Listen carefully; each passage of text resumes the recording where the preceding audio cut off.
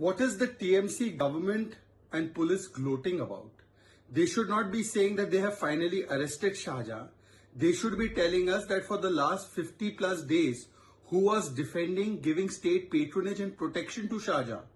Shahjahan has been arrested only as a cosmetic measure. It is nothing but eyewash. It is only happening when the BJP took up the issue of Sandesh Khali, was on the streets, and even the courts were forced and constrained to come down heavily on the TMC government and on the action of the police. That is when Shahjahan, who was in the state protection, state Savrakshan and state custody, has now been shown as arrested. He was actually always with the TMC.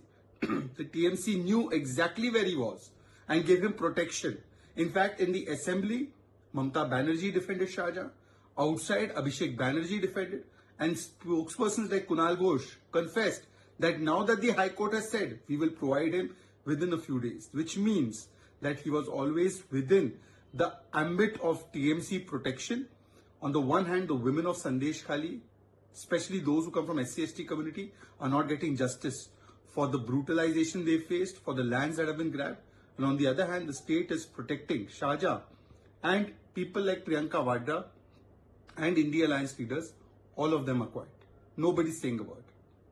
आज तृणमूल कांग्रेस किस बात पर इतरा रही है? उनको तो बताना चाहिए कि आज गिरफ्तारी शाहजहां की नहीं हुई है।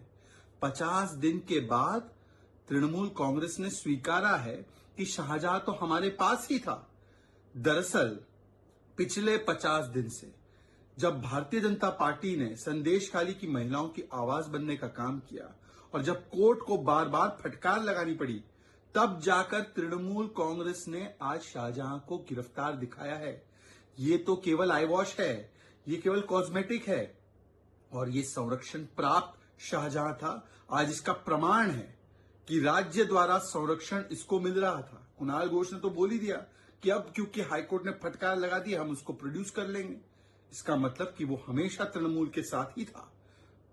आज सवाल ये भी बनता है कि असेंबली से लेकर हर जगह पर ममता दीदी और अभिषेक बैनर्जी ने शाहजहां को क्लीन चिट डिफेंड किया और दूसरी ओर जो हिंदू महिलाएं जिनके साथ बर्बरता हुई, उनके लिए आवाज उठाने वालों को गिरफ्तार किया।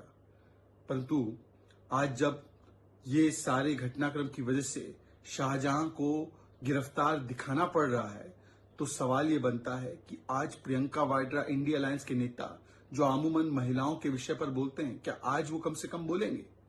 ये केवल और केवल आईवॉश है, ये केवल और केवल कॉस्मेटिक गिरफ्तारी है। और किस प्रकार से तृणमूल कांग्रेस उसे बचा रही थी, शाहजहां को बचा रही थी, उसका प्रमाण हमने देखा है।